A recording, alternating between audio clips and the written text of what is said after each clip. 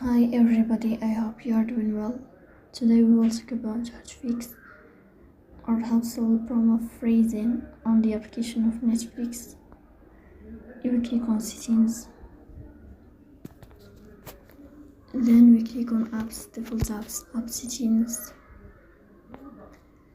In this list, you will search about Netflix app.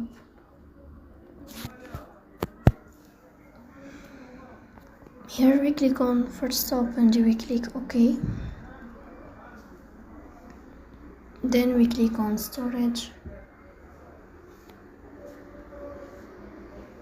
Here we click on clear cache.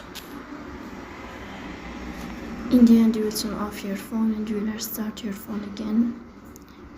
So please don't forget to support us, bell icon, subscribe. See you next time.